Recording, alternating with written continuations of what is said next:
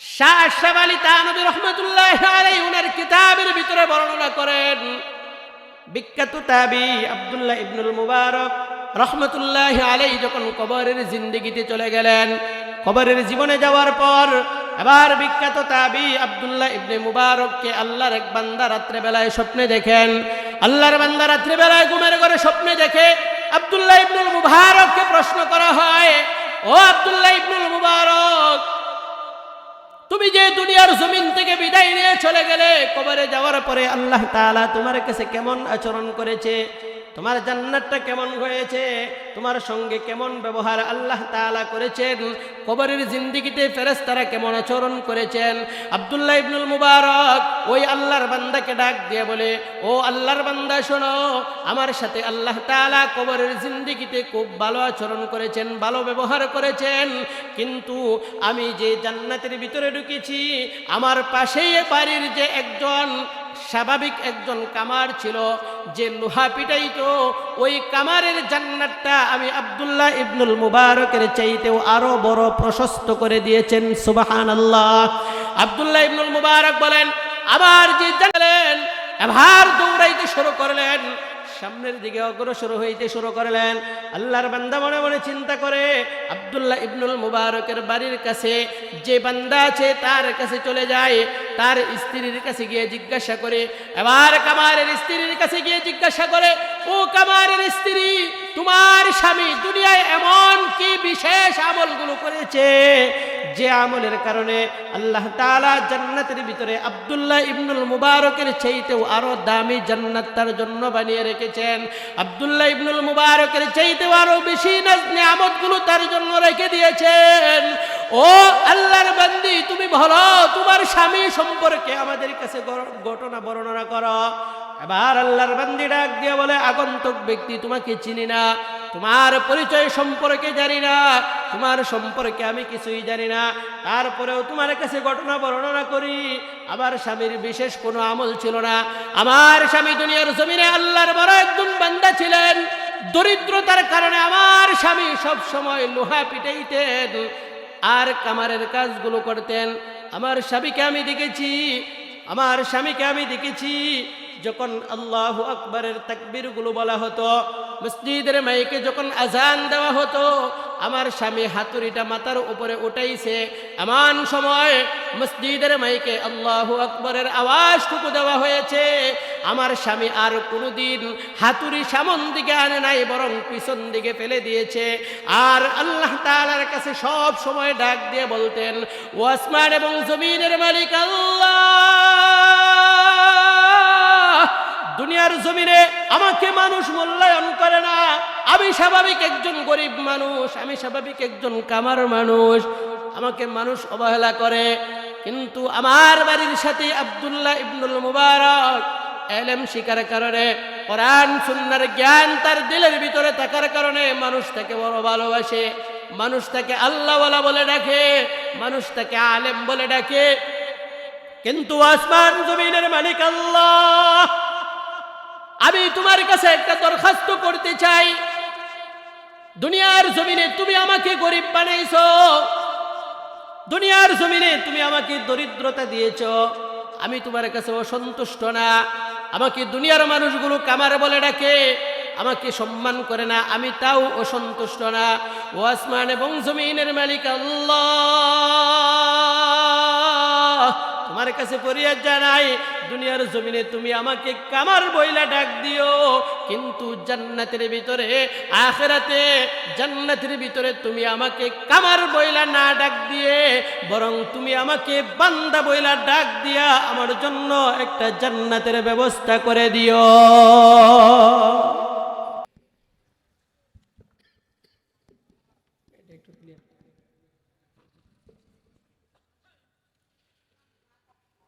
আসসালামু আলাইকুম ওয়া রাহমাতুল্লাহি ওয়া বারাকাতুহু। নাহমাদুহু ওয়া নুসাল্লি আলা রাসূলিহিল কারীম। আম্মা বা'দু ফাআউযু বিল্লাহি মিনাশ শাইতানির রাজীম। بسم الله الرحمن الرحيم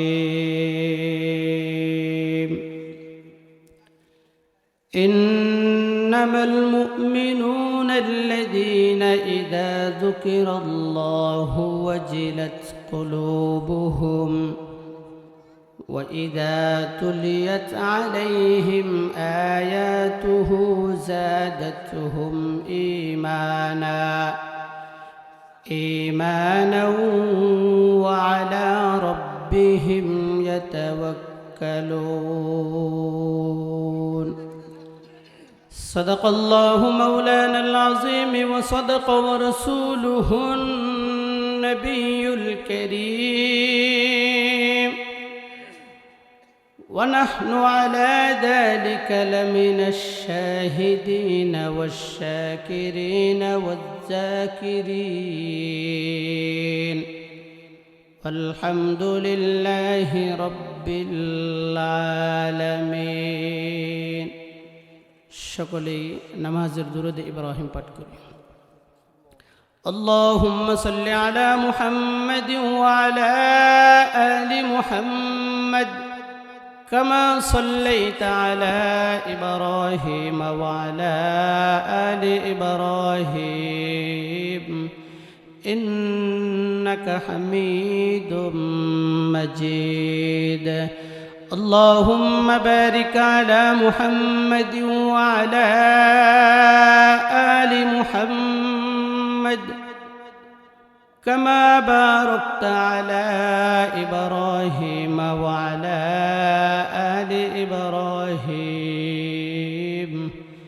إنك حميد مجيد بلغ العلا بكماله كشف الدجى بجماله حسنت جميع خصاله صلوا عليه وآله نهيد جهام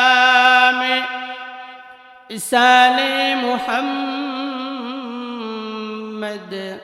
جمال خدايا كمال محمد بلغ العلا بكماله كشف الدجى بجماله حسنت جميع خصاله صلوا عليه وآله الحمد لله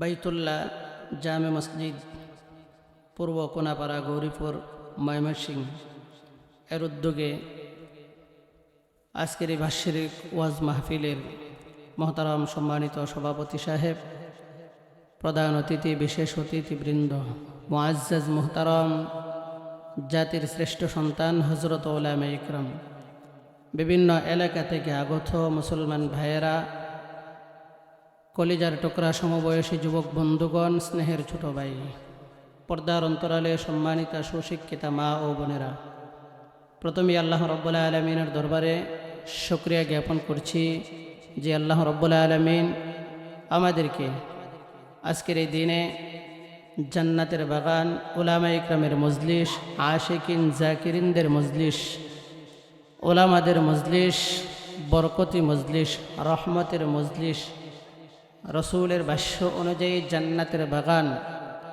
এই মজলিসে আমাদেরকে আসার বসার তৌফিক দান করেছেন। এজন্য সকলেই অন্তরন্তস্থল থেকে শুকরিয়া আদায় করে পড়ে আলহামদুলিল্লাহ।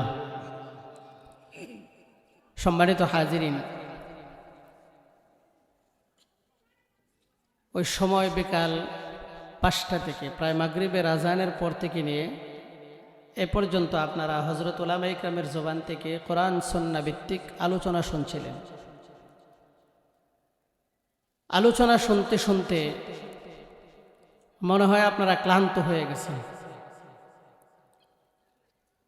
বলেন, আজকের যে আলোচনার মজলিস এখানে হয়েছে, আগামীকালকে যদি আমরা আবারও চেষ্টা করি, এটা কি আগামীকালকে হওয়া সম্ভব? সম্ভব না। আজকে যে বিষয়বস্তু নিয়ে এখানে ওলামা ইকরাম কথা বলবে, যে ওলামা ইকরামগুলো আজকে এখানে এসেছেন, বহু দূর থেকে ওলামা ইকরাম এসেছেন। আগামীকালকে ইচ্ছা করলেও আপনারা এগুলো আবার একসাথে করা সম্ভব হবে না। এজন্য কোরআন সুন্নাহ ভিত্তিক আলোচনা করা এবং শোনা এগুলো ক্লান্তির বিষয় না, বরং এগুলো যত শোনা যায় তত আল্লাহ তাআলা ইমানের ভিতরে আল্লাহ মজবুতি দান করে ইমান বৃদ্ধি করে দেন। বলেন সুবহানাল্লাহ। মোহতারাম হাজিরিন, শুরুতে একটু কথা বলি। আপনাদের যে আজকে এই মজলিস কোরআন সুন্নাহর আলোচনার পরিবেশ হয়েছে, এই পরিবেশ হওয়াতে আপনারা খুশি না বেজার? আরো চিল্লায় বলতে হবে, খুশি না বেজার? বলেন, আজকের এখানে যদি একবার সুবহানাল্লাহ, আলহামদুলিল্লাহ, আল্লাহু আকবার, নারায়ে তাকবীর এই শব্দগুলো উচ্চারণ করেন, খুশি হবেন। তিনি কে?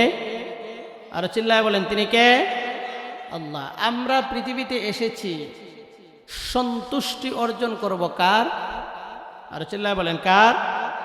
এই যে ৩-৪ বার আল্লাহু আকবার বললাম, এই যে প্রত্যেকটা ডাক দিলাম, এই ডাকগুলোর পিছনে খুশি হবেন তিনি কে? হাজিরিন, যেহেতু আমরা এখানে এসেছি আল্লাহকে সন্তুষ্ট করার লক্ষ্যে, এখানে বসেছি আল্লাহর ভালোবাসা পাওয়ার লক্ষ্যে, কথা ঠিক কিনা? এখানে বসেছি একমাত্র আল্লাহর কোরআন নবীর সুন্নাহ থেকে আমরা আলোচনা করব এবং শুনব। উদ্দেশ্য হলো ভবিষ্যতে আমাদের আরেকটা জিন্দিগি আছে, সেই জিন্দিগিতে আমাদের হেদায়েতের জরিয়া হবে, কবর শান্তি হবে, আখিরাত আমাদের জন্য সহজ হবে। আল্লাহ পাক আমাদের মৃত্যুর পরে জান্নাতের ব্যবস্থা করে রাখবেন। বলেন সুবহানাল্লাহ। এটাই তো উদ্দেশ্য, না আরো কোনো উদ্দেশ্য আছে? পৃথিবীতে আমি আর আপনি আজকে এসেছি, আসার পিছনে দুনিয়াতে কোনো উদ্দেশ্য নাই। উদ্দেশ্য হলো একটাই, সেটা হলো কিভাবে আল্লাহকে খুশি করা যায়। আজকের পৃথিবীতে দেখবেন কোনো ব্যক্তি যদি নেতার পিছনে দৌড়ায়, কোনো ব্যক্তি যদি এমপির পিছনে দৌড়ায়, মন্ত্রীর পিছনে দৌড়ায়, কোনো ব্যক্তি যদি রাজনৈতিক কোনো ব্যক্তির পিছনে দৌড়ায়, তাহলে ওই ব্যক্তিকে খুশি করার জন্য যতগুলো মাধ্যম দরকার, যতগুলো বিষয়বস্তু উনি খুশি হয় করলে, এই প্রত্যেকটা বিষয় মানুষ করার জন্য বড় প্রস্তুত থাকে। কথা ঠিক কিনা বলেন? কিন্তু আমাকে আপনাকে যে রব সৃষ্টি করেছেন, আমাকে আপনাকে যে আল্লাহ পৃথিবীতে সৃষ্টি করেছেন, সে আল্লাহর খুশি আমরা করতে চাই কি চাই না? যদি আল্লাহর খুশি এবং আল্লাহর ভালোবাসা পেতে চাই, তাহলে আমাদের মজলিসটা আরেকটু সুন্দর করে, যেহেতু শীতের দিন মুরব্বী বাবাজিরা যেখানে বসছেন জায়গাটা গরম হয়েছে, কিন্তু এই জায়গাটা থেকে আরেকটু সামনে অগ্রসর হলে খুশি হবেন আল্লাহ। এখানে বসে থাকলে ফাঁকা ফাঁকা যে জায়গাগুলো আছে, এই জায়গাগুলোর ভিতরে শয়তান ধোঁকা দিবে, মানুষ এগুলো দেখতে দৃষ্টি খারাপ হবে, রহমতের ফেরেশতারা দেখতে খারাপ শোনা যাবে, শুনতে খারাপ শোনা যাবে, দেখতে পরিবেশটা খারাপ দেখা যাবে। আরেকটু যদি, আমি বারবার বলবো না, আমার বারবার কথা বলার অভ্যাস নাই, যদি আল্লাহকে খুশি করার লক্ষ্যে এখানে এসে থাকেন, আল্লাহর ভালোবাসা পাওয়া উদ্দেশ্য আমাদের থাকে, তাহলে আমার বারবার বলার কোনো প্রয়োজন হবে না। বরং আপনি আপনার দায়িত্ব নিয়ে এখানে এসেছেন। আমি আপনাকে বাড়ি থেকে ধরে আনি নাই, আমি আপনাকে বাড়ি থেকে দাওয়াত দিয়ে আনি নাই, বরং মাইকে অ্যানাউন্স হয়েছে ওলামা ইকরাম আসবে, কোরআন সুন্নাহর আলোচনা হবে, কোরআন সুন্নাহ ভিত্তিক কথা হবে। এই কথাগুলো শোনার জন্য, আল্লাহর সন্তুষ্টি ভালোবাসা অর্জন করার লক্ষ্যে আমরা এ পর্যন্ত যেহেতু আসছি, যেহেতু বসছি, সেই বসাটা যেন আল্লাহ খুশি হয়ে যায়, এটার প্রতি আমরা সর্বোচ্চ খেয়াল রাখবো ইনশাআল্লাহ। মোহতারাম হাজিরিন, তাহলে এই পৃথিবীতে সূক্ষ্মভাবে বুঝেন, আমি অল্প কিছু সময় কথা বলবো, কিন্তু কথাগুলো যেন আপনার আমার আমলের নিয়তে হয়, এবং কথাগুলো যেন ভবিষ্যৎ আপনার আমার জীবন চলার পথে বড় একটা মাধ্যম হয়, এটা খেয়াল করবেন। বলেন, এই পৃথিবীতে আপনাকে আমাকে মুসলমানের ঘরে জন্ম দিয়েছেন। আমি আর আপনি দুনিয়াতে আসার আগে কখনো আল্লাহ তাআলার কাছে বলেছিলাম যে আল্লাহ আমাকে মুসলমান বানাও? এটাই পরে রাখেন। আমি দুনিয়াতে মানুষ হিসাবে আসার আগে আমি কি কখনো আল্লাহর কাছে দরখাস্ত করেছিলাম, আল্লাহ আমাকে মানুষ বানায় দুনিয়াতে পাঠাও? কথা বলেন, দরখাস্ত করেছিলাম? দরখাস্ত করি নাই।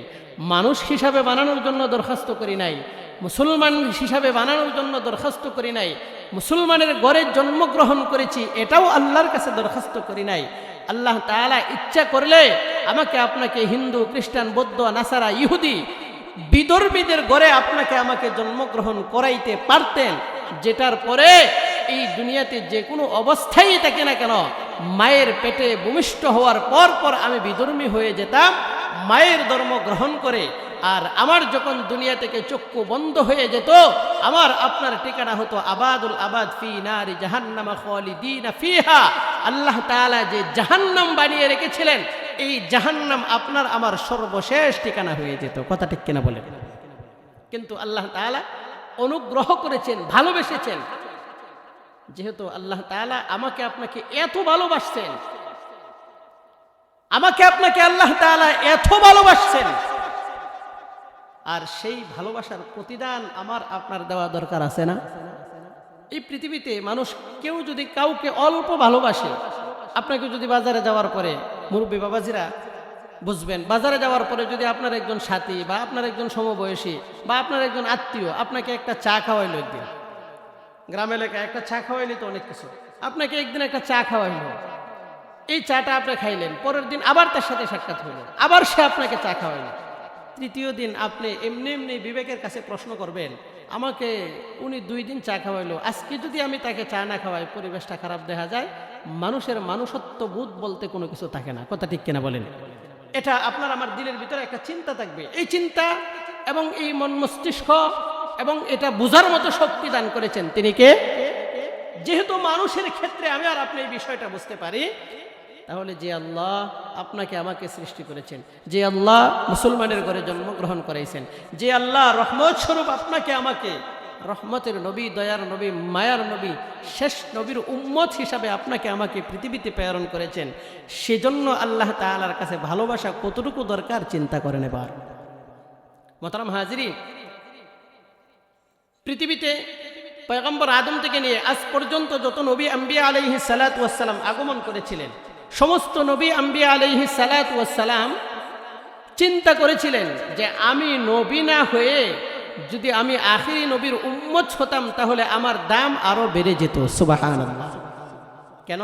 আল্লাহর রাসূল বলেন, কিয়ামতের ময়দানে মানুষের হিসাব নিকাশ বিচার কার্যক্রম যখন হবে, বিচার কার্যক্রম কিয়ামত যখন সংগঠিত হবে, সব কিছু হয়ে যাবে, হওয়ার পরে একটা মানুষ জান্নাতে পৌঁছাইতে পারবে না যতক্ষণ পর্যন্ত এই শেষ নবীর উম্মত জান্নাতে প্রবেশ না করবে। সুবহানাল্লাহ। তাহলে কোন নবীর উম্মত আপনি আর আমি হয়েছি? সেই নবী বলেছেন আল্লাহ তাআলা, আমি সূরাতুল আনফালের অল্প 2-1 আয়াত তেলাওয়াত করেছি। আয়াতগুলোর ভিতরে আল্লাহ তাআলা কি বলেন? মুফাসসিরিন ইকরাম বলেন, এই পৃথিবীতে আমি মুসলমানের ঘরে জন্মগ্রহণ করেছি, আমি মনে করি আমি মুসলমান। কথা ঠিক কিনা? আমি মসজিদে নামাজ আদায় করি, আমি হজ করি, আমি যাকাত দেই, আমি সব কিছু করি, আমি নিজেকে নিজে মুসলমান দাবি করি। আমি মারা যাওয়ার পরে আমাকে জানাজা পড়ানো হবে, গোসল করানো হবে, দাফন কাফন করানো হবে, সব কিছু হবে, এটা আমি মুসলমান নিজেকে নিজে দাবি করি। আল্লাহ তাআলা বলেন, ও পৃথিবীর মানুষ শোনো, তুমি নিজেকে নিজে মুসলমান দাবি করো, কিন্তু মুসলমান নিজেকে নিজে দাবি করার আগে আগে আমার থার্মোমিটার, আমার যে দাড়িপাল্লা বা আমার যে ক্যালকুলেশন আছে, এই ক্যালকুলেশন বা আমার বিষয়বস্তু দিয়ে তুমি চিন্তা করো, ফিকির করো, সত্যিকার অর্থে তুমি মুসলমানের খাতায় আমি আল্লাহর দরবারে তোমার নাম উঠছে কিনা এটা বিবেচনা করো। আজকের আমার বিষয়বস্তু হলো, আমি আর আপনি মুসলমান দাবি করলাম, দেখতে মুসলমানের মতো দেখা গেল, কিন্তু সত্যিকার অর্থে আল্লাহ তাআলার পার্লামেন্টে আমার আপনার নাম মুসলমানের খাতায় উঠছে কিনা এটা আজকে এখানে আমাদের মাপ হবে। মুসলমান ইমানদার হওয়ার জন্য, মুসলমান হওয়ার জন্য প্লাস ইমানদার হওয়ার জন্য আল্লাহ তাআলা এই আয়াতে কারিমার ভিতরে মুমিনের 5টা গুণ সম্পর্কে বর্ণনা করেছেন। আল্লাহ তাআলা বলেন, এই 5টা গুণ যদি কোনো ব্যক্তির মাঝে থাকে, এই 5টা গুণ যদি কোনো ব্যক্তির ভিতরে থাকে, আল্লাহ তাআলা বলেন সে নির্দ্বিধায় আমি আল্লাহর গোলাম, আমি আল্লাহর বান্দা। একজন মুমিন আর একজন মুমিনের জন্য আমি আল্লাহ ঘোষণা দিলাম, তার জন্য আমি আল্লাহ রেখে দিয়েছি আবাদুল আবাদ, আমি আল্লাহর সুন্দর বানানো একটা জান্নাত আমি মুমিনের জন্যই রেখে দিয়েছি। সুবহানাল্লাহ। আল্লাহ তাআলা বলেন, ইন্নামাল মুমিনুনা আল্লাযীনা ইযা যুকিরাল্লাহ ওয়াজিলাত কুলুবুহুম ওয়া ইযা তুলিয়াত আলাইহিম আয়াতুহু যাদাতুহুম ঈমানা ওয়া আলা রাব্বিহিম ইয়াতাওয়াক্কালুন। আল্লাহ তাআলা পৃথিবীর মানুষগুলোকে ডাক দিয়ে বলেন, পৃথিবীর মানুষ সকল শোনো, এই পৃথিবীর জমিনে আমি আল্লাহ তোমাকে মুসলমানের ঘরে জন্মগ্রহণ করাইলাম। আমি আল্লাহ তোমাকে মুসলমান বানিয়ে পৃথিবীর জমিনে প্রেরণ করলাম। কিন্তু বন্ধু মুসলমান, আমার আপনার নাম মুসলমানের খাতায় আছে কিনা? আল্লাহ তাআলা বলেন, বান্দা, তোমার ভিতরে যদি 5টা বিষয় থাকে, তুমি মনে করবা আমি আল্লাহর মুসলমানের পার্লামেন্টে, আমি আল্লাহর খাতার ভিতরে তোমার নামটা আছে। 1 নম্বর হলো আল্লাহ তাআলা বলেন, ইন্নামাল মুমিনুনা আল্লাযীনা ইযা যুকিরাল্লাহ ওয়াজিলাত কুলুবুহুম। আল্লাহ তাআলা মুমিনের সিফাত বর্ণনা করার ক্ষেত্রে আল্লাহ তাআলা বলেন, বান্দা, মুমিনের 1 নম্বর সিফাত হলো মুমিনের সামনে যখন আল্লাহর নাম উচ্চারণ করা হবে, মুমিনের সামনে যখন আল্লাহ তাআলার নাম উচ্চারণ করা হবে, মুমিন আর স্বাভাবিক পর্যায়ে থাকতে পারে না। মুমিনের দিলের ভিতরে পরিবর্তন চলে আসবে। মুমিন যেই অবস্থায় ছিল, মুমিনের কানের ভিতরে যখন আল্লাহর নাম পৌঁছে যাবে, ওই সময় আর যদি সে নিজেকে নিজে মুমিন দাবি করে, সে আর স্বাভাবিক থাকতে পারে না। ও ভাই, একবার দিলে দিলে চিন্তা করে দেখি, আজকের পৃথিবীতে আপনাদের এই মসজিদের উদ্যোগে মাহফিল হচ্ছে, ফজরের সময় মসজিদের মাইকে আজান দিয়ে দেওয়া হয়, আল্লাহু আকবার, আল্লাহু আকবার, আসসালাতু খায়রুম মিনান নাওম, হাইয়া আলাস সালাহ, হাইয়া আলাল ফালাহ। এই শব্দগুলো বারবার মাইকের আওয়াজ দিয়ে ডাকা হয়, আর নিজেকে নিজে মুসলমান দাবি করে মুসলমানের সন্তানগুলো ঘুমিয়ে থাকে।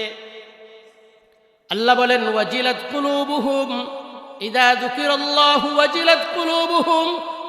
আমার কোন মুমিন ঈমানদার বান্দা বান্দির সামনে যখন আল্লাহর কোরআন তেলাওয়াত করা হবে, আল্লাহর নাম উচ্চারণ করা হবে, মুমিনের স্বাভাবিক পর্যায়ে থাকতে পারে না।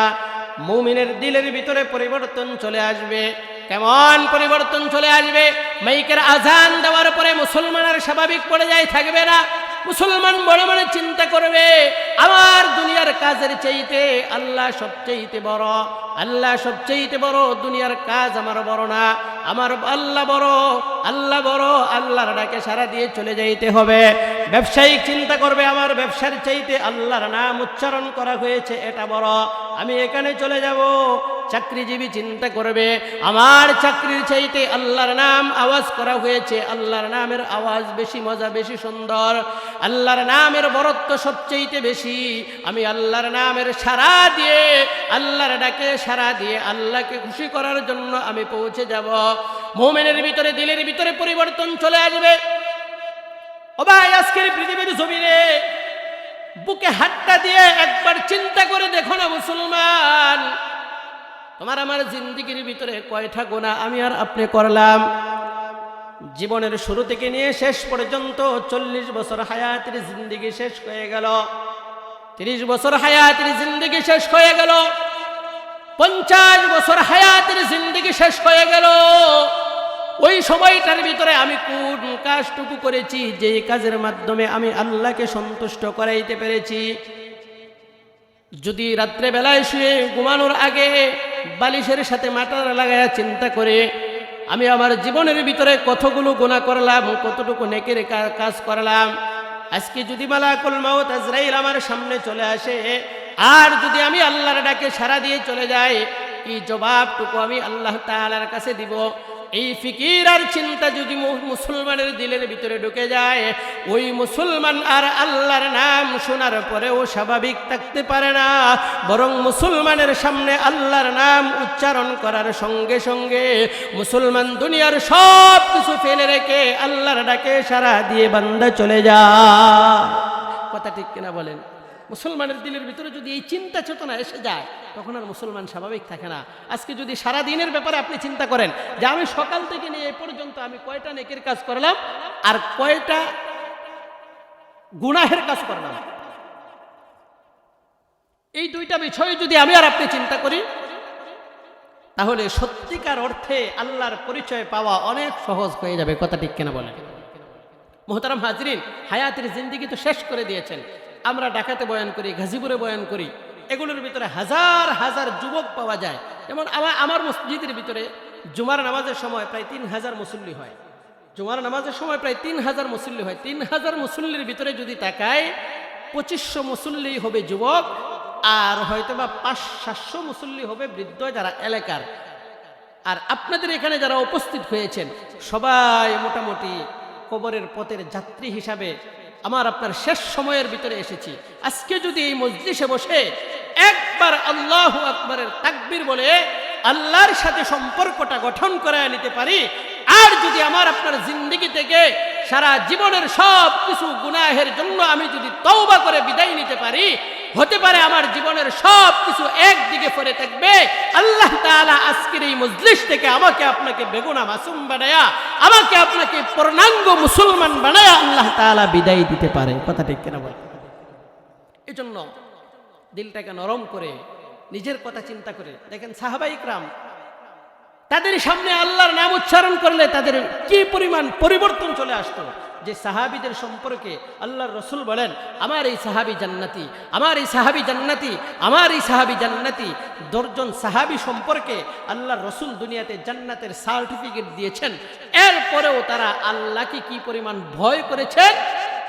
আমিরুল মুমিনিন উমর ফারুক রাদিয়াল্লাহু তাআলা আনহু বলতেন, পৃথিবীতে যদি আল্লাহ তাআলা কাউকে জাহান্নামে দেয়, তাহলে আমি উমর বড় ভয় পাই, আল্লাহ মনে হয় আমাকেই জাহান্নামে দিবেন। আবার পরক্ষণেই চিন্তা করতেন, আমি বড় আশা করি আল্লাহ যদি পৃথিবী থেকে কাউকে জান্নাতে দেন, আমি আমিরুল মুমিনিন উমর চিন্তা করি আল্লাহ তাআলা আমাকেই জান্নাতে দিবেন। বলেন সুবহানাল্লাহ। তাহলে দুইটা বিষয় বুঝেন, একদিকে হলো আল্লাহর ভয়, অপর দিকে হলো আল্লাহর কাছে আশা, আল্লাহর কাছে তামান্না যে আল্লাহ আমি তো এই কাজ করেছি, এই কাজের উসিলায় তুমি আমাকে মাফ করে দাও। হতে পারে জীবনের একটা কাজকে আজকে সামনে রেখে শেষ পর্যন্ত থেকে মুনাজাত করে বিদায় নেন, আল্লাহ মাফ করে দিয়ে দিবেন ইনশাআল্লাহ। আল্লাহ তাআলা বলেন, ইন্নামাল মুমিনুনা আল্লাযীনা ইযা যুকিরাল্লাহ ওয়াজিলাত কুলুবুহুম ওয়া ইযা তুলিয়াত আলাইহিম আয়াতুহু যাদাতুহুম ঈমানা ওয়া আলা রাব্বিহিম ইয়াতাওয়াক্কালুন। আল্লাহ তাআলা বলেন, মুমিনের 1 নম্বর পরিচয় হলো মুমিনের চোখের সামনে, মুমিনের সামনে যখন আল্লাহর নাম উচ্চারণ করা হবে, ওই মুমিনের দুনিয়ার স্বাভাবিক পর্যায়ে থাকতে পারে না। মুমিন চিন্তা করবে, আমার সামনে আল্লাহর নাম উচ্চারণ করা হলো, দুনিয়ার সবচেয়ে বড় হলো সেটা, আমি তার ডাকে সাড়া দিয়ে চলে যাব। ও ভাই চিন্তা করে দেখেন, আল্লাহর পয়গম্বরের স্ত্রী আম্মা জান আয়েশা সিদ্দিকা রাদিয়াল্লাহু তাআলা আনহা, যার সম্পর্কে আল্লাহর রাসূল বলেন, আল্লাহর রাসূল বলেন আমার জান্নাতি মহিলাদের মধ্যে আয়েশা জান্নাতি একজন মহিলা। আর সেই আয়েশা সম্পর্কে কিতাবের ভিতরে পাওয়া যায়, আল্লাহর পয়গম্বর বলেন, বিশ্বনবী সরকার দু আলম আম্মা জান আয়েশা সিদ্দিকা রাদিয়াল্লাহু তাআলা আনহার সঙ্গে কথা বলতেছিলেন। দুইজন একত্রিতভাবে সাংসারিক বিষয়গুলো নিয়ে কথা বলতেছিলেন। এমন পর্যায়ে মসজিদে নববীর ভিতরে হযরত বেলাল মসজিদের মাইকে আযান দিয়ে দিল, আর সঙ্গে সঙ্গে আল্লাহর পয়গম্বর আয়েশার সঙ্গে কথা বলা বন্ধ করে দিয়ে দিলেন। বিশ্বনবীর চেহারা পরিবর্তন হয়ে গেল। আল্লাহর নবী আয়েশার সাথে আর কথা বলে না, কথা শুনে না। আম্মা জান আয়েশা বলেন, ওই সময় নবীজির চেহারার দিকে আমি তাকাইলাম, তাকায় দেখি নবীজির চেহারা আর স্বাভাবিক কোনো চেহারা নয়। আল্লাহর নবী কেমন জানি পেরেশান হয়ে গেলেন। আমি জিজ্ঞাসা করলাম, ও আমার স্বামী, ইয়া রাসূলুল্লাহ, আপনি এত পেরেশান হওয়ার কারণ কি? কারণটা আমার কাছে বর্ণনা করেন। এবার আল্লাহর পয়গম্বর কোনো কথা বলে না। আল্লাহর পয়গম্বর উঠে চলে যায়। পয়গম্বরের স্ত্রী আয়েশা বলেন, আমি মনে মনে চিন্তা করতেছিলাম, বড় পেরেশান হয়ে গেলাম, না জানি আমার স্বামী আল্লাহর পয়গম্বর আমার কোনো ব্যবহারের কারণে কষ্ট পেয়েছেন, আমার কোনো ব্যবহারের কারণে কষ্ট পেয়ে এখান থেকে চলে যাচ্ছেন। আমি বড় পেরেশান হয়ে গেলাম, কিন্তু না না, আল্লাহর পয়গম্বর আমার সঙ্গে কথা না বলে এখান থেকে যখন বিদায় নিয়ে চলে গেলেন, আমি পরক্ষণে আমার বাবা সিদ্দিকে আকবরের কাছে চলে গেলাম। বাবাকে গিয়ে জিজ্ঞাসা করলাম, ও সিদ্দিকে আকবর, আমার বাবা, আমি তোমার সাইয়্যিদুল মুরসালিন ইমামুন নবীনের সঙ্গে কথা বলতেছিলাম, হঠাৎ করে নবীজির চেহারা পরিবর্তন হয়ে গেল। নবীজি মনে হয় আমার কোনো ব্যবহারে কষ্ট পেয়েছেন, নবীজি মনে হয় আমার সাথে রাগ করেছেন। আল্লাহর পয়গম্বরের সাহাবী আমিরুল মুমিনিন আবু বকর ডাক দিয়া বলে, আয়েশা শোনো, তুমি যেই সময় কথা বলতেছিলে সময়টা কেমন ছিল, সময়টা কোন অবস্থায় ছিল? আল্লাহর পয়গম্বরের স্ত্রী আয়েশা ডাক দিয়া বলে, ও আমার বাবা শোনো, যেই সময় আমি নবীজির সঙ্গে কথা বলতেছিলাম, কথার মাঝখানে হঠাৎ করে মসজিদের মাইকে বেলাল আযান দিয়েছে, আর নবীর চেহারা পরিবর্তন হয়ে গেছে। আমি সঙ্গে সঙ্গে নবীজির চেহারার দিকে তাকায় দেখলাম স্বাভাবিক কোনো চেহারা নয়। এমন সময় সিদ্দিক আকবর ডাক দিয়ে বলে, আয়েশা শোনো, যেই নবী পৃথিবীর জমিনে না আসলে পৃথিবীর জমিন সৃষ্টি হতো না, যেই নবী পৃথিবীর জমিনে না আসলে কুল কায়নাত আল্লাহ তাআলা কিছুই বানাইতেন না। আল্লাহর পয়গম্বরকে বানাইছেন এই দুনিয়া উসিলা, দুনিয়া বানাইছেন পয়গম্বরের উসিলায়, দুনিয়ার সব কিছু সৃষ্টি করেছেন পয়গম্বরের উসিলায়। ও আমার মেয়ে আয়েশা শোনো, যেই সময় আল্লাহর পয়গম্বরের কানে মসজিদের মাইকের বেলালের আজান চলে আসছে, আল্লাহর নবী চিন্তা করেছে তুমি আয়েশার সঙ্গে কথা বলা বড় নয়, বরং আল্লাহর ডাকের সাড়া দিয়ে আল্লাহর পয়গম্বর মসজিদে ঢুকাই সবচেয়ে জরুরি এবং বরত্ব মনে করেছেন, যে কারণে তোমাকে আর চিনে নাই, তোমার পরিচয় জানতে চায় নাই, তোমার সাথে বিদায় নেওয়ারও কোনো প্রয়োজন মনে করে নাই, সঙ্গে সঙ্গে তোমাকে বাতিল করে আল্লাহর ডাকে সাড়া দিয়ে পয়গম্বর মসজিদে নববীর ভিতরে চলে গিয়েছেন। আল্লাহু আকবার। পয়গম্বর দেখেন, যার জিন্দেগিতে কোনো গুনাহ নাই, সে যদি এই অবস্থায় হতে পারে, আমার আপনার জীবনের দিকে তাকাইলে এখানে কোনো ভাই এমন আছেন যে বুকে হাত দিয়ে বলতে পারবেন, হুজুর আমার জিন্দেগিতে কোনো গুনাহ নাই? এই কথা বলা সম্ভব? কেউ বলতে পারবে না। বরং আমাকেও যদি জিজ্ঞাসা করেন, হুজুর আপনার জীবনে কোনো গুনাহ নাই, বলতে পারবেন? আমিও বলতে পারবো না। এটাই আল্লাহ তাআলা বলেন, পৃথিবীর মানুষ শোনো, মুমিনের সামনে যখন আল্লাহর নাম উচ্চারণ করা হবে, মুমিন আর স্বাভাবিক পর্যায়ে থাকতে পারে না, মুমিন পরিবর্তন হয়ে যায়। বিখ্যাত তাবী আব্দুল্লাহ ইবনুল মুবারক রহমতুল্লাহি আলাইহি, শাহ আশরাফ আলী থানভী রহমতুল্লাহি আলাইহি ওনার কিতাবের ভিতরে বর্ণনা করেন, বিখ্যাত তাবী আব্দুল্লাহ ইবনুল মুবারক রহমতুল্লাহি আলাইহি যখন কবরের জিন্দেগিতে চলে গেলেন, কবরের জীবনে যাওয়ার পর এবার বিখ্যাত তাবী আব্দুল্লাহ ইবনে মুবারককে আল্লাহর এক বান্দা রাত্রে বেলায় স্বপ্নে দেখেন। আল্লাহর বান্দা রাত্রে বেলায় ঘুমের ঘরে স্বপ্নে দেখে আব্দুল্লাহ ইবনুল মুবারককে প্রশ্ন করা হয়, ও আব্দুল্লাহ ইবনুল মুবারক, তুমি যে দুনিয়ার জমিন থেকে বিদায় নিয়ে চলে গেলে, কবরে যাওয়ার পরে আল্লাহ তাআলা তোমার কাছে কেমন আচরণ করেছে, তোমার জান্নাতটা কেমন হয়েছে, তোমার সঙ্গে কেমন ব্যবহার আল্লাহ তাআলা করেছেন, কবরের জিন্দেগিতে ফেরেশতারা কেমন আচরণ করেছেন? আব্দুল্লাহ ইবনুল মুবারক ওই আল্লাহর বান্দাকে ডাক দিয়ে বলে, ও আল্লাহর বান্দা শোনো, আমার সাথে আল্লাহ তাআলা কবরের জিন্দেগিতে খুব ভালো আচরণ করেছেন, ভালো ব্যবহার করেছেন, কিন্তু আমি যে জান্নাতের ভিতরে ঢুকেছি, আমার পাশেই বাড়ির যে একজন স্বাভাবিক একজন কামার ছিল, যে লোহা পিটাইতো, ওই কামারের জান্নাতটা আমি আব্দুল্লাহ ইবনুল মুবারকের চাইতেও আরো বড় প্রশস্ত করে দিয়েছেন। সুবহানাল্লাহ। আব্দুল্লাহ ইবনুল মুবারক বলেন, আবার যে জানলেন, এবার দৌড়াইতে শুরু করলেন, সামনের দিকে অগ্রসর হইতে শুরু করলেন। আল্লাহর বান্দা মনে মনে চিন্তা করে, আব্দুল্লাহ ইবনুল মুবারকের বাড়ির কাছে যে বান্দা আছে তার কাছে চলে যায়, তার স্ত্রীর কাছে গিয়ে জিজ্ঞাসা করে, এবার কামারের স্ত্রীর কাছে গিয়ে জিজ্ঞাসা করে, ও কামারের স্ত্রী, তোমার স্বামী দুনিয়ায় এমন কি বিশেষ আমলগুলো করেছে যে আমলের কারণে আল্লাহ তাআলা জান্নাতের ভিতরে আব্দুল্লাহ ইবনুল মুবারকের চাইতেও আরো দামি জান্নাত তার জন্য বানিয়ে রেখেছেন। আব্দুল্লাহ ইবনুল মুবারকের চাইতেও আরো বেশি নিয়ামতগুলো তার জন্য রেখে দিয়েছেন। ও আল্লাহর বান্দি, তুমি বলো তোমার স্বামী সম্পর্কে আমাদের কাছে ঘটনা বর্ণনা করো। এবার আল্লাহর বান্দি ডাক দিয়ে বলে, আগন্তুক ব্যক্তি, তোমাকে চিনি না, তোমার পরিচয় সম্পর্কে জানি না, তোমার সম্পর্কে আমি কিছুই জানি না, তারপরেও তোমার কাছে ঘটনা বর্ণনা করি। আমার স্বামীর বিশেষ কোনো আমল ছিল না। আমার স্বামী দুনিয়ার জমিনে আল্লাহর বড় একজন বান্দা ছিলেন। দরিদ্রতার কারণে আমার স্বামী সব সময় লোহা পিটাইতেন আর কামারের কাজগুলো করতেন। আমার স্বামীকে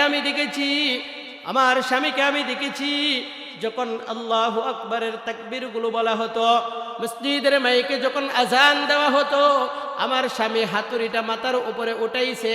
এমন সময় মসজিদের মাইকে আল্লাহু আকবারের আওয়াজটুকু দেওয়া হয়েছে, আমার স্বামী আর কোনোদিন হাতুড়ি সামন দিকে আনে নাই, বরং পিছন দিকে ফেলে দিয়েছে। আর আল্লাহ তাআলার কাছে সব সময় ডাক দিয়ে বলতেন, ও আসমান এবং জমিনের মালিক আল্লাহ, দুনিয়ার জমিনে আমাকে মানুষ মূল্যায়ন করে না।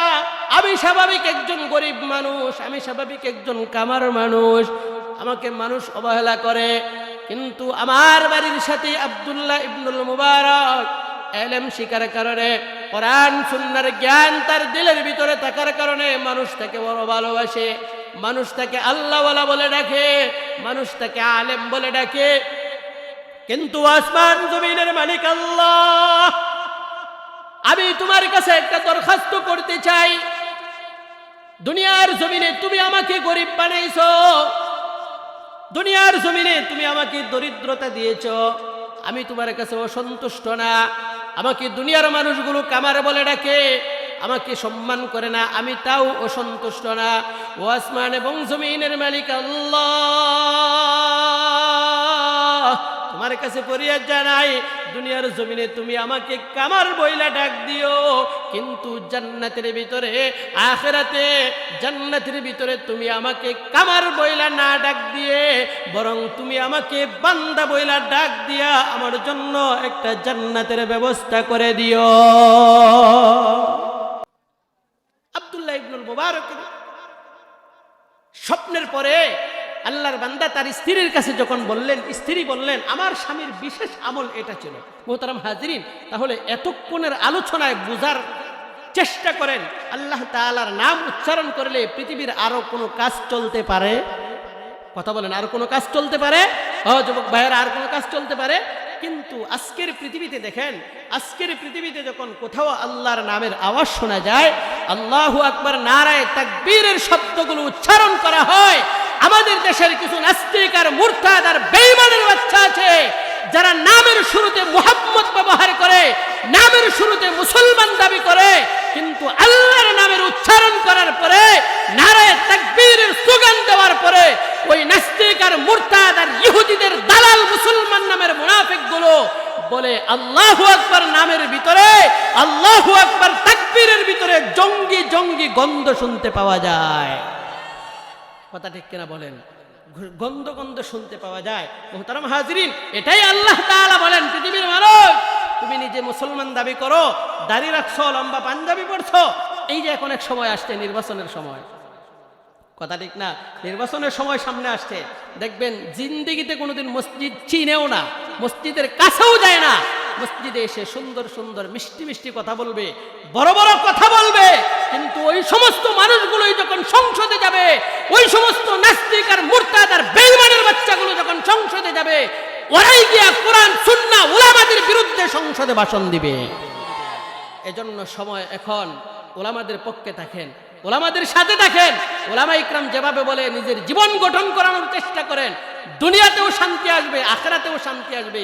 আল্লাহ তাআলা আপনাকে আমাকে জিজ্ঞাসা করবেন, ও আব্দুর রহমান, ও আব্দুল করিম, আব্দুল সত্তার, তুমি জানতা সে দুনিয়াতে নাস্তিকবাদী লালন করে, সে দুনিয়ার জমিনে কোরআন সুন্নাহ বিরোধী আইন প্রণয়ন করার জন্য চেষ্টা করে, ইহুদি আর খ্রিস্টান আর লাল কুত্তার দালালদেরকে খুশি করার চেষ্টা করে, মুসলমানদের মুসলমানিত্ব নিয়ে চিন্তা করে নাই।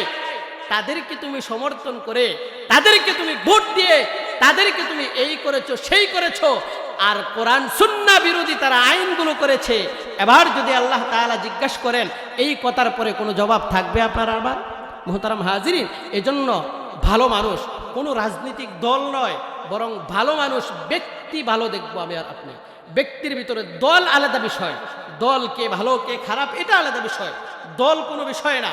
আপনার আমি যদি এই গৌরীপুর থেকে একজন ভালো মানুষকে নির্বাচন করে সংসদে পাঠাইতে পারি, একজন ভালো মানুষকে যদি আমি আর আপনি নির্বাচন করে সংসদে পাঠাইতে পারি, কোরআন সুন্নাহ পক্ষে যখন কথা বলবে, আপনার আমার দিলে শান্তি আসবে কিনা বলেন?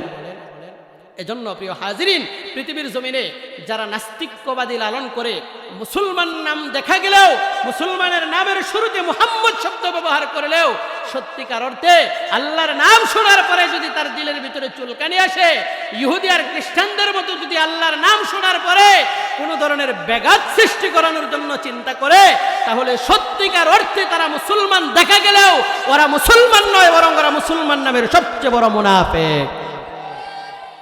মুহতারাম হাজিরিন, এজন্য আল্লাহর নাম শুনলে আমরা দেখেছি বিগত 15 বছর 17 বছর আমরা যদি কোথাও মাহফিলে যাইতাম, মাহফিলে যাওয়ার আগে সর্বপ্রথম মাহফিলকে নিষেধ করা বা অনুমতি নেওয়ার একটা প্রয়োজন ছিল, কথা ঠিক কিনা বলেন?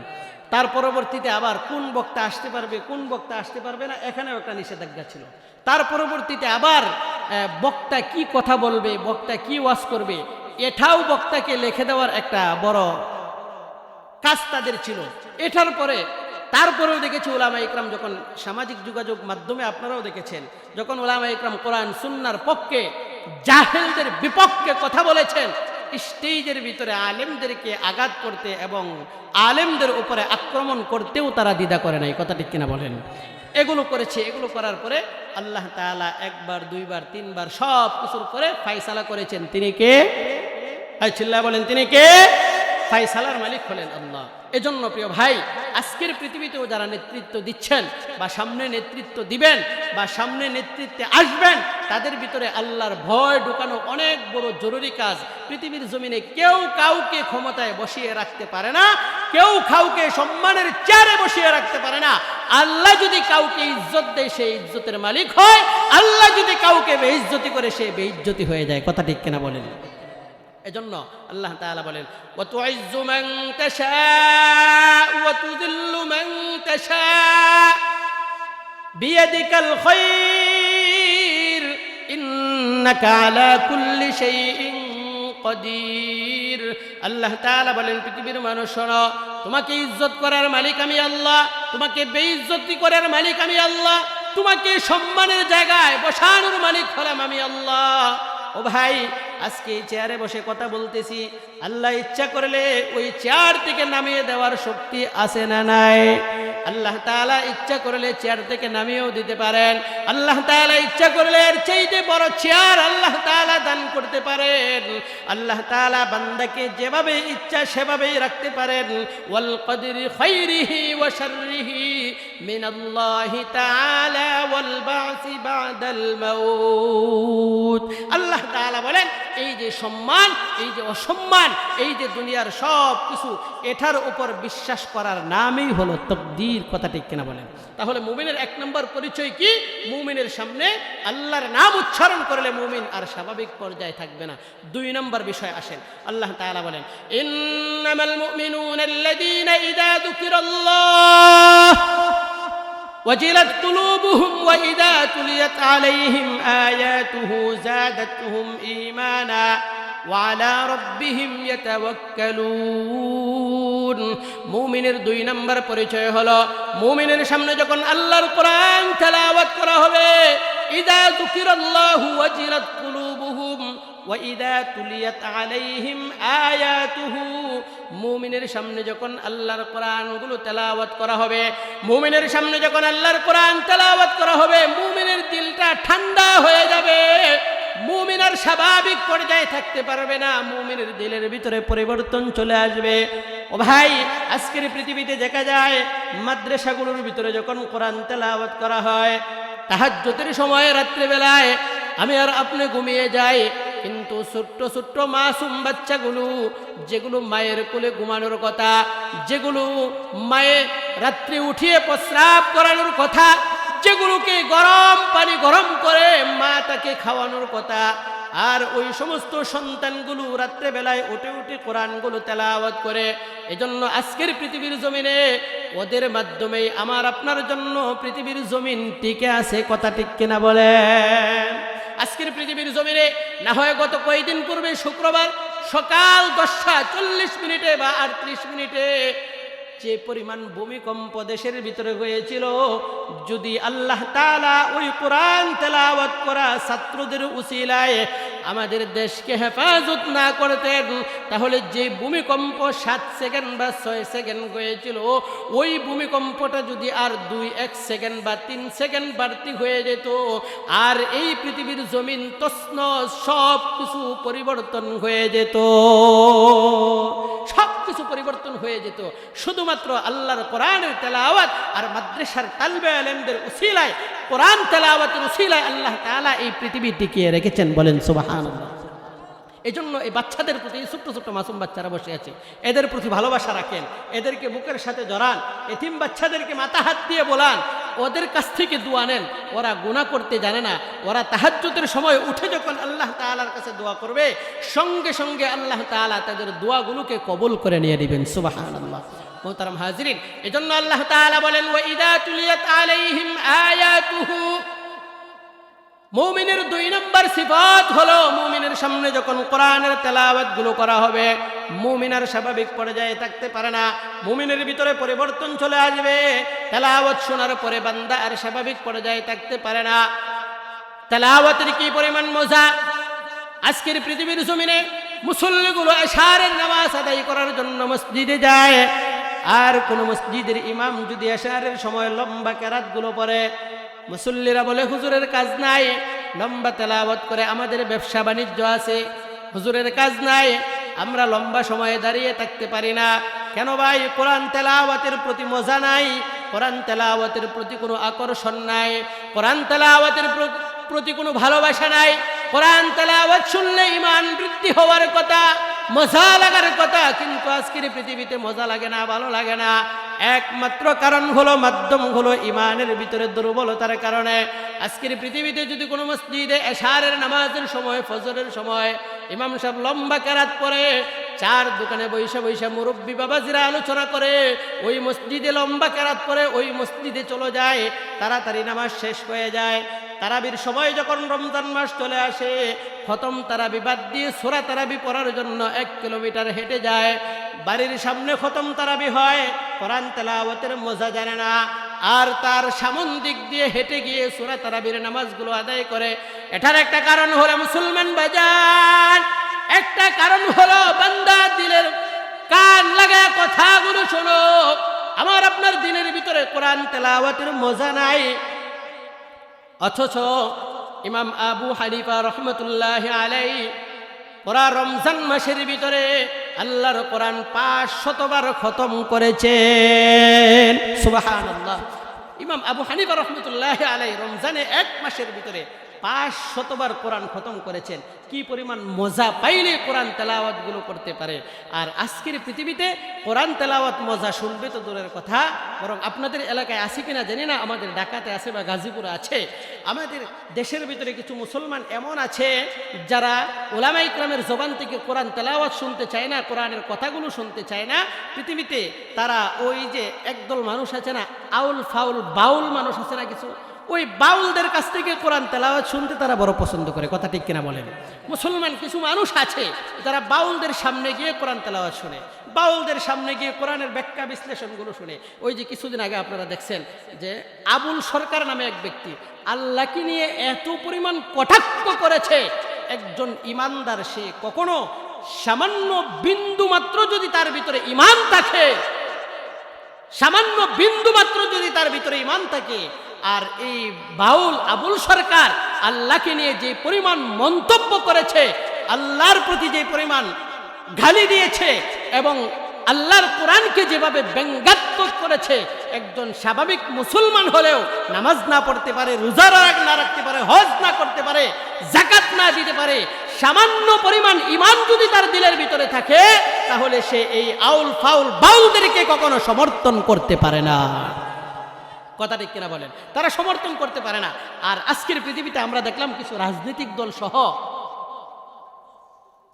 কিছু সুশীল ব্যক্তিদেরকে দেখলাম, আবুল সরকারকে যখন ধরে জেলখানায় নেওয়া হলো, এ দেশের তৌহিদি জনতা যখন আন্দোলনে নামলো, ফাঁসির দাবি করলো, তখন কিছু রাজনীতিবিদ যারা ইসলাম সম্পর্কে জানে না, হাদিস সম্পর্কে জানে না, কোরআন সম্পর্কে জানে না, তারা এই বাউলের পক্ষ নিয়ে বুটের দামদামি করার কারণে বুট কামাই করার জন্য বাউলদের পক্ষ নিয়ে কথা বলতে শুরু করেছে। কথা ঠিক কিনা বলেন? মুহতারাম হাজিরিন, এটা মুসলমানের 95% মুসলমানের দেশ। এই দেশের ভিতরে মুসলমান ঘুমের করে যায়, আল্লাহু আকবারের তাকবীর শুনে ঘুমের করে যায়। মুসলমান ঘুম থেকে জাগ্রত হয়ে ফজরের সময় আল্লাহু আকবারের নাম শুনে ঘুম থেকে জাগ্রত হয়। মুসলমানের সূর্য উদিত হয় আল্লাহু আকবারের নাম শুনে। মুসলমানের ঘরের ভিতরে সূর্য অস্তে যায় এই দেশের ভিতরে আল্লাহু আকবারের নাম শুনে। আর এই দেশের ভিতরে কোন আউল ফাউল বাউল আল্লাহর কোরআনকে নিয়ে কটাক্ষ করবে, আর মুসলমানদের কোরআনকে নিয়ে কটাক্ষ করবে, তেলাওয়াতকে নিয়ে কটাক্ষ করবে, মুসলমানের শরীরে এক বিন্দু রক্ত থাকতেও মুসলমান বরদাস্ত করতে পারে না। কথা ঠিক কিনা বলেন? মুসলমান বরদাস্ত করতে পারে না। স্বাভাবিক ঈমান থাকলেও তো তারা বরদাস্ত করতে পারবে না। আর যারা নামাজি, যারা ঈমানদার, তারা তো কিভাবে বরদাস্ত করবে? এজন্য এগুলো থেকে নিজেকে নিজে হেফাজত করবেন, এগুলো থেকে নিজেকে নিজে সেভ করবেন। ওদের কথা শোনা থেকে বিরত থাকবেন। একদিন, 2 দিন, 3 দিন কথা শুনতে শুনতে এমন একটা পর্যায়ে চলে আসবে যেই সময় দেখবেন আপনার আমার ঈমান চলে গেছে। তাহলে 2 নম্বর বিষয় হলো, আল্লাহ তাআলা বলেন, ওয়া ইযা তুলিয়াত আলাইহিম আয়াতুহু যাদাতুহুম ঈমানা। ঈমানদারের সামনে যখন আল্লাহর কোরআন তেলাওয়াত করা হবে, ঈমানদার আর স্বাভাবিক পর্যায়ে থাকতে পারে না। ঈমানদারের দিলের ভিতরে পরিবর্তন চলে আসে। ও ভাই, আল্লাহর কোরআন তেলাওয়াতের মাধ্যমে আজকের পৃথিবীর মানুষগুলো মজা পায় না। এই কোরআন আপনার আমার নবী সাইয়্যিদুল মুরসালিন, সাইয়্যিদুস সাকালাইন, ইমামুন নবিয়্যিন, রাহমাতাল লিল আলামিন যখন কালিমার দাওয়াত দেওয়া শুরু করেছিলেন, ওই সময় আবু জাহেল ঘোষণা দিল, আল্লাহর পয়গম্বর আব্দুল্লাহর পুত্র মুহাম্মদ মানুষকে কালিমার দাওয়াত দেয়, কোরআন তেলাওয়াত গুলো মানুষগুলোকে শোনায়। আব্দুল্লাহর পুত্র মুহাম্মদের মাথা কেটে যদি আমার সামনে কেউ উপস্থিত করতে পারো, আমি তাকে 1000 দিরহাম দিব, 100 উটের মালিক বানায়া দিব। এই ঘোষণা যখন দিয়ে দিলেন, তখনও পর্যন্ত আমিরুল মুমিনিন উমর মুসলমান হয় নাই। আবার উমর হাতের ভিতরে তরবারি নিয়ে দৌড়াইতে শুরু করেন। হাতের ভিতরে তরবারিগুলো নিয়ে সামন দিকে অগ্রসর হয়, আর পিছন থেকে ডাক দিয়ে বলে, ওগো উমর, তরবারি নিয়ে কোথায় যাও? বলে, আব্দুল্লাহর পুত্র মুহাম্মদের মাথা কাটার জন্য যায়। আব্দুল্লাহর পুত্র মুহাম্মদের অপরাধ কি?